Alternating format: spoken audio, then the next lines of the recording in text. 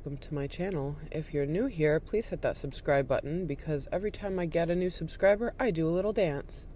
On my channel, you'll find not only true crime, but also art, music, and just general weirdness as I try to find myself and figure this whole YouTube thing out. So, one way or another, I'm sure you'll find something worth sticking around for, and if you don't, well, screw you then. My name is Ashley Robin, and I am a full-time artist by day and a true crime enthusiast by night / early morning, like right now. Right now it is 4:13 a.m., and I am sitting outside in 37-degree weather, freezing my tuchus off so that I can bring you an episode without missing too much of a beat. Last night I had company, and I didn't get to complete my research and record as I usually would have at that time. Stupid human interactions getting in the way of my social life. Not that coming on here and talking to 20 followers is really a social life, but technically I think YouTube is a social media platform.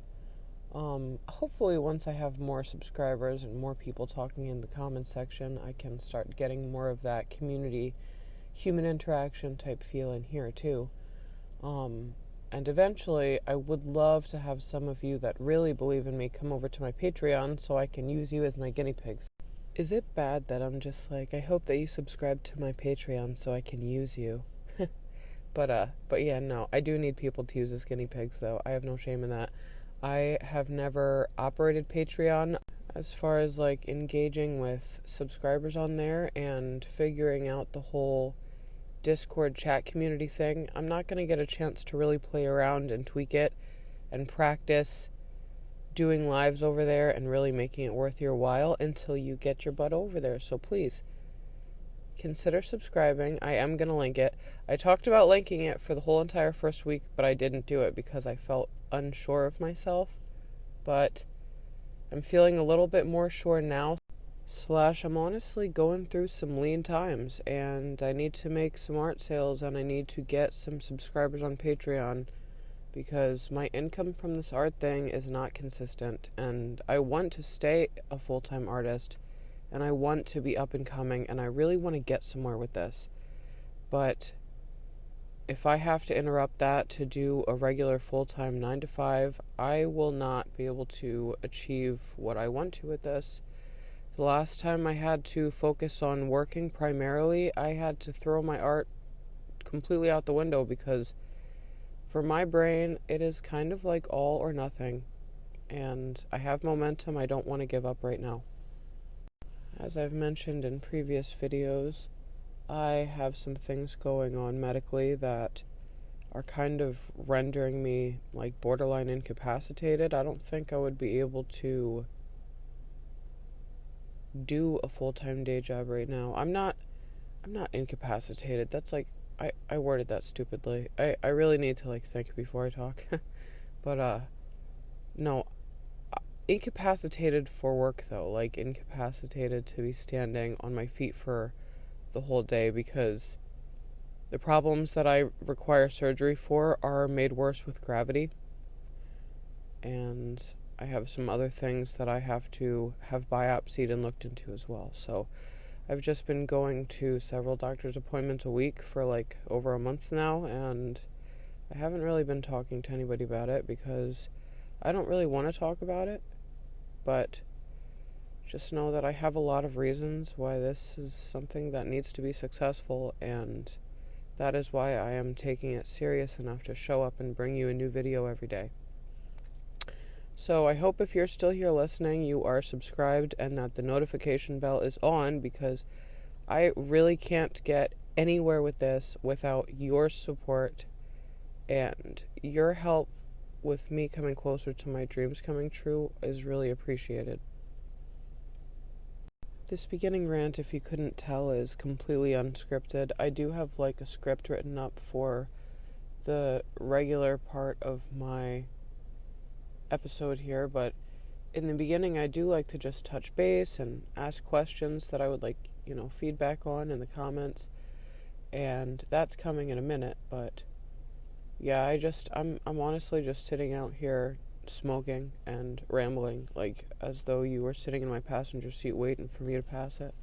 My question is, what do you think of the vibe that I have created so far with the episodes that I've put out so far? Because I am really trying to have this be like easy listening. I know that it's working because every time that I'm sitting there trying to edit it so that I can post it before I go to sleep, it puts me to sleep and I wake up at 3 o'clock in the morning like, shit, I didn't post on time because I put myself to sleep again. So obviously it must be working. I have to fight the urge to be obnoxious when I'm recording, and when I'm re-listening to it and noticing myself getting loud, I have to re-record because I am trying to have this be very calm and chill vibes. I mean, just because we're talking about murder and all things terrible doesn't mean we gotta be stressed out about it, right? I honestly don't know this early on if I have more viewers for the daytime or the nighttime, but I'm kind of catering to those that have insomnia like I have, and I know that videos like this can be very ASMR, so that's kind of what I'm going for. Oh, something that I wanted to include in my intro that I totally forgot about, and I'm going to write this into the actual script because I think this is going to be a thing. I am going to have this smoke feature that my lovely friend Jess suggested that I put in because it really is a vibe.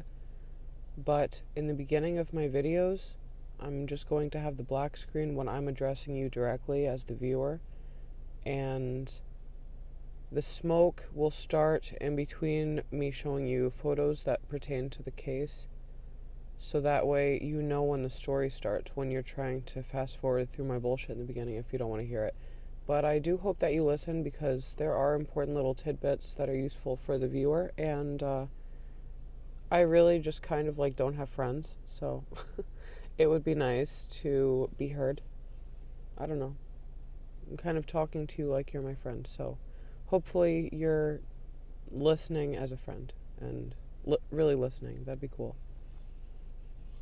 My goal for this channel, if I'm being perfectly honest, is to gain 1,000 subscribers within the first month. If that doesn't happen, I will give myself one more month where I'm actually promoting it, because right now I am not promoting it at all other than inviting people one at a time and hoping that the algorithm does its thing, which requires the people that show up to engage. So please hit that thumbs up. Please, it takes 2 seconds. It makes a world of difference for me. I don't know why more people don't do it. But anyway, I would love to be able to get enough of a following that I feel like I have enough people listening to really tell my story, because my story is pretty crazy. And I marvel every day at the fact that I am even here right now,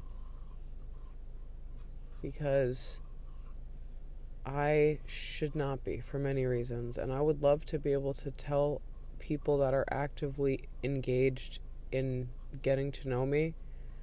I would love to tell you all about that. So if you're here looking to get more insight on me through my art or anything else, I would love to take you on that journey, and I would love to get an opportunity to document it.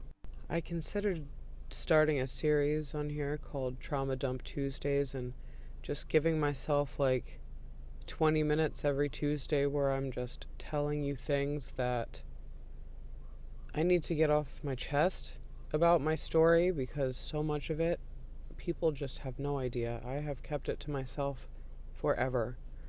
When I was trying to be transparent with people as a child, I got people telling me that they can't be my friend anymore because I'm too negative, and stuff like that just really stuck with me. So I stopped sharing with people a long, long time ago. And I think it would be very therapeutic for me to get it all out of my system. And I am still kind of thinking about starting a series like that and having each story typed up, so at the end of each episode I can drop it in my cast iron pot that I have for camping and burn it. The pot's pretty fucked, so I guess it's probably just going to be for burning. I don't know why I kept it. I was thinking like planter, but it could totally be for burning. So this is just me thinking out loud. But yeah, something like that would be therapeutic. I have really bad PTSD, and I'm trying to find a way to deal with that. So yeah. But I don't know, maybe that would be better as content that I save for like typed up blog posts on my Patreon, and have it be people's incentive to subscribe so they can really get to know me on like a deeper level. But the thing is, it's gonna feel way more cathartic if a lot of people are hearing my story. I have had it bottled up for so long that if I only get like 2 people listening when I finally let it out, that is going to like be beyond invalidating. I need validation for this shit. I will not even lie. And yeah, so I'm gonna stop ranting now because wow, I really went off on a tangent there, and now I feel like a crazy person sitting out here just talking to myself. So, that being said, welcome to True Crime Time Hop, Episode 8. Warning: the following content may be disturbing to some audiences. If you might be triggered by talk of violence, murder, dead bodies, sexual assault, etc., please exit now and prioritize your mental health. Viewer discretion is advised. And this warning is going to come with a little extra side warning because let me tell you what, I am going to give you some details with this one, and you might not want to know as much detail as I'm going to give. So, if you're easily triggered by stuff like this, true crime podcasts and YouTube channels are probably not for you. Anyway, Derrick Todd Lee was born on November 5th, 1968 in St. Francisville, Louisiana. His parents, Samuel Ruth and Florence Lee, did not stay together past his early childhood. His father suffered from mental illness. I think I saw somewhere that he was bipolar. And shortly after he left Derrick's mother, he was locked up after attempting to murder his ex-wife. Florence soon was remarried, and with stepfather Coleman Barrow helping to raise him and his siblings, Lee had a relatively normal upbringing. He had a hard time in school, and he was in special education classes with an IQ that was in the 70s. It's said that he may have been caught peeping at girls in the neighborhood as early as 7 years old. He had been formally caught peeping when he was 11, as he watched girls in the neighborhood through their windows. At 13, he was arrested for simple burglary. At 16, he was arrested for attempted murder when he pulled a knife on another boy during a fight. At 17, he was arrested for peeping. Like, this guy had way too many chances to go out and reoffend without any supervision. A common theme in many of these cases is the justice system, more often than not, is just lacking. But anyway, so even though he had all those charges carried out against him, he was never incarcerated up to that point. He dropped out of school and managed to convince someone to marry his ass. He even had 3 kids with her. Girl, if you're going after a man like that, you need to reevaluate some things and love yourself more, because that is not it. But anyway, soon after their marriage started, this prize of a man pleaded guilty to unauthorized entry of an inhabited dwelling, but he still was not incarcerated.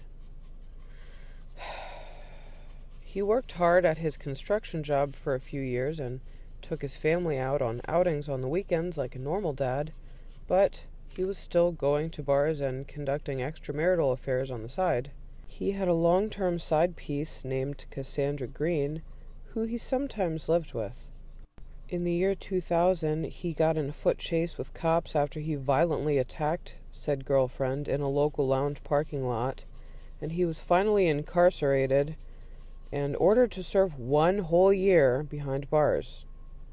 When he was released, he was ordered to stay on house arrest. He wore an ankle monitor. At least they did that. I will give them that. It took them forever, but they did that, so good for them. He was already comfortable being a peeping Tom and a domestic abuser, so forcing himself on women and killing them didn't seem out of the question in his warped mind. Connie Warner disappeared from her home in Zachary, Louisiana, during August of 1992. A few weeks later, she was found badly decomposed and partially nude in a drainage ditch. She was 41 years old. Warner's teenage son's former boyfriend saw a guy matching Lee's description watching the house previous to the woman being killed. He was a suspect, but unfortunately there was no other evidence tying him to the crime, and he walked free. Wow, I just turned my car off and I had no idea how much noise that was actually making in the background of my video. I'm sorry, guys. So, for the rest of the video, it'll be a lot quieter. I'm gonna have to remember that for next time. This is one reason why I would love to get successful enough to get myself back into a little studio, because this, sitting in my car with this tiny microphone, is not it. Lee was also a suspect in a 1993 attack on a couple in a graveyard that involved a machete. He was picked out of a lineup for that case, but at the time he was ID'd, the statute of limitations had already run out, and again he walked free. 28-year-old Randy Mebruer was abducted in April of 1998. Police were summoned to the home when her 3-year-old was found unattended roaming the streets. There were signs of a physical altercation in the home and a trail of blood through her entire house, but her body was never found. The things that child must have seen, what a shame. In September of 2001, 40-year-old Gina Wilson Green was violated and strangled in her home in Baton Rouge. Just months later, in January 2002, Geraldine DeSoto was stabbed to death in her home.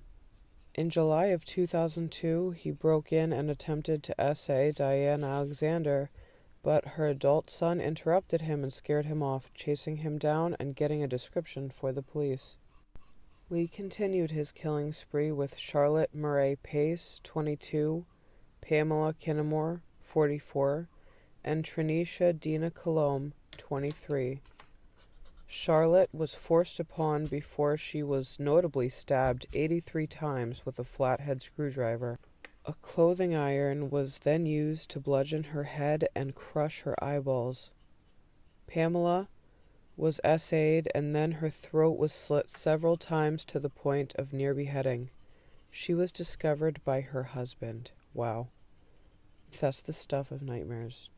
On July 29, 2002, authorities made a breakthrough using DNA testing by the Louisiana State Police Crime Lab.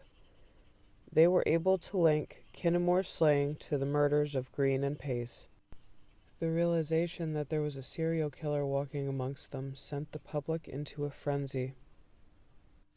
They were misinformed to believe the suspect was white, and for that reason they spent months collecting saliva swabs from over 1,000 white men in the area. I tell you what, I bet this guy was just sitting back and laughing his ass off while all this was taking place. This was the sketch that they were using to try and identify their perp. So yeah, they really nailed the likeness. What do you think? He claimed the life of his last known victim, Carrie Lynn Yoder, in March of 2003. As their investigation continued, the Zachary police detectives identified Lee as a suspect in the Medbrewer and Warner cases. Up till that point, there was nothing linking them together. Police swabbed his cheek for DNA in his driveway on May 5, 2003, after obtaining a court order. On May 25th, the DNA results were found to match the genetic profile of the killer they sought. Then, in a DNA analysis done by a Florida lab, there was a revelation made when they discovered several rare markers and evidence collected in the Green and Pace murders that indicated the person they were searching for was black. Lee and his family fled Louisiana the day that he provided his DNA because he knew what was coming, and they gave him that head start. Dumbasses. They caught him in Atlanta, Georgia, and he got extradited back to Louisiana a day after his arrest warrant was issued, so he didn't get very far. In August of 2004, he was found guilty of second-degree murder of one of the victims and was sentenced to life imprisonment without parole. In October 2004, Lee was found guilty of SA and murder of another of his victims and was sentenced to death by lethal injection. In 2008, the Louisiana Supreme Court upheld his conviction and he remained on death row at the Louisiana State Penitentiary until January 16, 2016. On that day, he was transferred to Lane Memorial Hospital in Zachary, Louisiana for emergency treatment. And on this day, January 21st, in 2016, he died of heart disease before ever paying the full price of his crimes. And here's a fun fact for you. Derrick, Todd Lee's son Derrick, who was 19 at the time, committed murder as well.